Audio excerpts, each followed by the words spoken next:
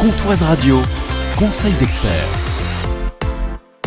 Bonjour Joanne Théron. Bonjour. On le sait, quand on va sur Internet, il faut effacer l'historique. C'est la même chose avec le ChatGPT. Effectivement. Et je vais vous raconter le jour où ChatGPT a trahi ma femme. Alors, il y a quelque temps, ma femme a voulu me préparer un cadeau pour nos 10 ans de mariage. Pour faire ses recherches et créer certains visuels, elle a utilisé mon compte ChatGPT. Elle a pris toutes les précautions.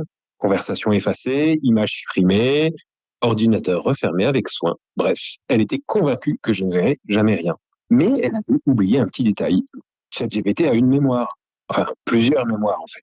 Et c'est pendant une formation, en plein exemple devant mes stagiaires, que l'IA a lâché le morceau. Des indices qui m'ont beaucoup étonné. Suffisamment d'indices pour que je découvre le poteau rose. Cette histoire, bien réelle, me donne l'occasion de vous expliquer un point clé souvent mal compris. Les 4 types de mémoire de ChatGPT. ChatGPT a sa mémoire d'apprentissage. C'est ce qu'il sait par défaut. Ça va être l'histoire de France, les lois de Newton, la syntaxe d'un langage de programmation, etc., etc. Mais cette mémoire est figée. Elle ne se met pas à jour toute seule. Ensuite, il y a sa mémoire contextuelle. ChatGPT se souvient de ce qu'on vient de dire dans une conversation. Ça permet de discuter sans se répéter, et c'est bien le minimum qu'on attend de sa part.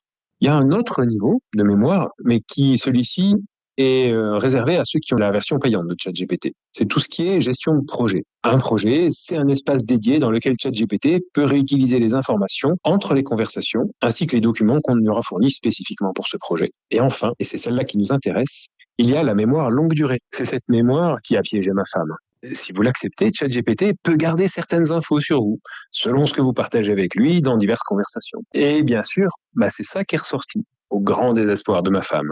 Connaître ses mémoires, c'est mieux comprendre ce que l'IA peut retenir et comment en tirer parti. Et surtout, ça évite les mauvaises surprises. Et sinon, à chacun son compte pour éviter tout souci. Mais on fait attention. Merci Joanne.